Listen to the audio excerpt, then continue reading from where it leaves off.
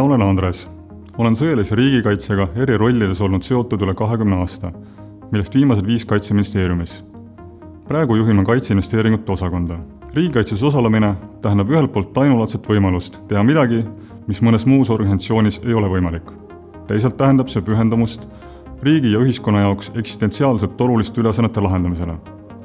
Igal juhul on riigikaitses osalemine võimalus ühe korraga osaleda meie riigi edasikestmise seisukohalt tähtsates protsessides ning kogeda samal ajal palju enda jaoks huvitavat ja arendavat. Kui aga mõelda, mis on mind iga päev riigikaitse valdkonnas hoidnud, siis selleks on alati olnud head kolleegid. Kaaslased, kellega koos on kogetud väga palju, kellega koos õpib iga päev midagi uut ning, mis kõige tähtsam, kellega on inimlikult hea päevast päeva külg külje kõrval töötada. Kaitseinvesteeringute osakonna ülesanne on tagada meie riigikaitseliste eesmärkide pikaajaline kestlikkus ning anda kaugem vaade ette, kuhu ja kuidas me peaksime arenema.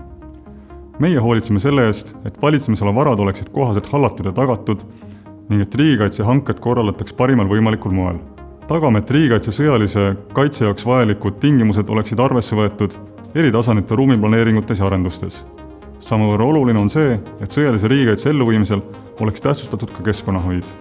Lisaks aitab kaitseinvesteeringute osakond luua pikemat tulevikuvaadet, kuna meie korraldada on valitsemisala teadus- ja arendustegevus ning innovatsiooni juhtimine. Samuti toetame riigi poolt Eesti kaitsetööstusettevõtteid nende püüdlustes.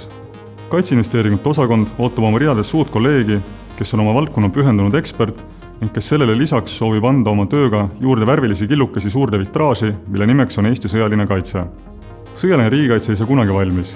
Selle peab ikka jälle taas looma, tagamaks piisavalt õhusat kaitset. Et riigikaitse kõige ilmselgemad ja suuremad osised ehk kaitseväeüksused saaksid oma ülesanded edukalt täita, tuleb luua vajalikud tingimused ja võimalused. Just seda me ootamegi sind tegema.